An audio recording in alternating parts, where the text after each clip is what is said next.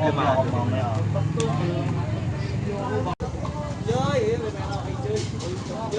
How are you? What's your problem? Look at this. I'm having a problem determining the factors that can affect my business, and I can determine the factors that can contribute to my growing business. How's that? I think we can help you. Come with us. Correlation is a statistical measure of how strong the relationship are between attributes in a dataset. In order to investigate her problem, first, we need to identify the factors that will affect her home heating oil. These are the following factors that affects home heating oil. First, the insulation. This is a density rating ranging from 1 to 10, indicating the thickness of each home insulation. A home with a density rating of 1 is poorly insulated, while a home with a density of 10 has excellent insulation. Second, the temperature. This is the average outdoor ambient temperature at each home for the most recent year, measured in degree Fahrenheit. The third is heating oil. This is the total number of units of heating oil purchased by owner of each home in most recent year. The fourth is number of occupants. This is the total number of occupants living in each home. The fifth is average age. This is the average age of those occupants. And the last, home size. This is a rating on a scale of 1 to 8 of the home's overall size. The higher the number, the larger the home. Import the chapter dataset into the RapidMiner. Then next, set the column separation to comma. Then next, next, next.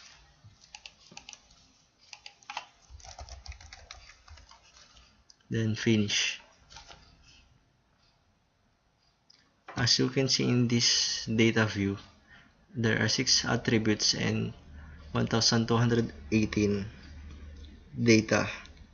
As you can see, the data is clean with no missing data.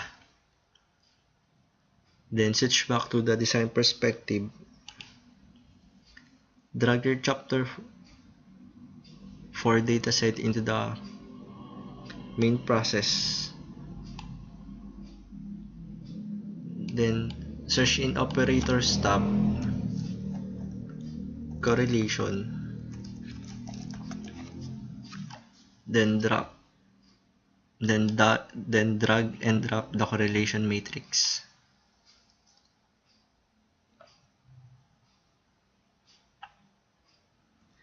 Connect your out port to the EXA and EXA to the rest and MAT to the rest. Then run the program.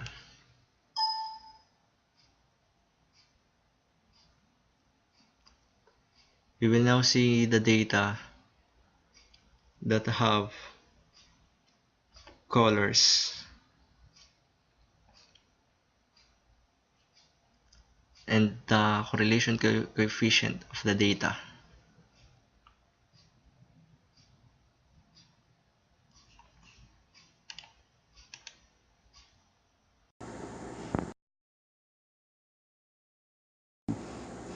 All correlation coefficient between 0 and 1 represent positive correlations, while all coefficient between 0 and negative 1 are negative correlations. While this may seem straightforward, there is important distinction to make when interpreting the matrix values. This distinction has to do with the direction of movement between the two attributes being analyzed. Wherever both attribute values move in the same direction, the correlation is positive. We can see that some of the cells are tinted with shades of purple in graduated colors, in order to more strongly highlight those with strong correlations. Positive, very strong correlation, and negative, very strong correlation have a darker color as you can see in the image.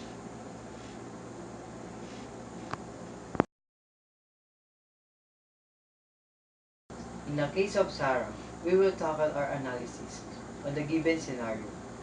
In our investigation, we have observed some possible outcomes based on our model.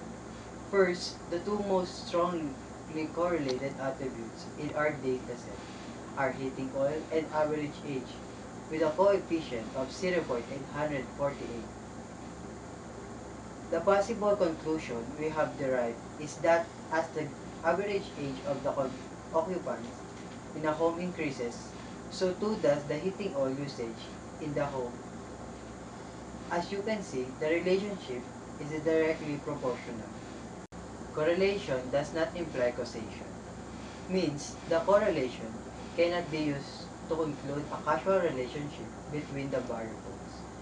In other words, a correlation can be taken as evidence for a possible causal relationship, but cannot indicate the causal relationship, if any, might be. Now, let's consider the correlation coefficient between average age and temperature, which is negative 0.673. We can observe that there is relatively strong negative correlation, or the two attributes is inversely proportional. When it increases, the other decreases, or vice versa.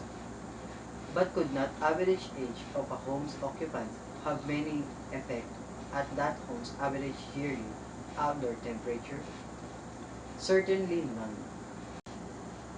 Given the chance, we can control the two attributes and effects are resolved. But statistically speaking, there is visible correlation between the two attributes, but there is no sense that movement is what causes movement in the other. Always remember that our model has limitations and has small detail to explain this case cannot be offered or tackled. Moreover, we must understand the correlation coefficient does not signify percentage in the two attributes. In the analysis mentioned, we can now discuss some possible options that Sarah may undertake to base our model. Dropping the number of occupants attribute. This attribute has no significance in our study, considering that these given variables have effect on energy usage. Second, investigating the role of home insulation. In this option, Sarah may involve herself in the marketing of additional installation of insulation to attributes where we could observe the very strongly correlation. But in taking this risk, conflicts of interest may arise in selling more heating oil and campaign on the additional installation of insulation. Third, adding greater granularity in the dataset. The given data on the said attributes must be flexible enough on the day-to-day basis, considering that some attributes also vary on a day. And lastly, adding more attributes to the dataset. In the 6 attributes, we can see that there is visible significance in our data. However, if Sarah had access to the number of persons or boilers in each home, it may add an interesting result or insight in our investigation. The said additional attributes perhaps can affect the consumption of heating oil in each home. Sarah should always be wise to remember that the CRISP-DM approach is the critical in nature. Each month of a new order come in, the new bills go out. As new customers sign up for heating oil account, there are additional data available to the add into model.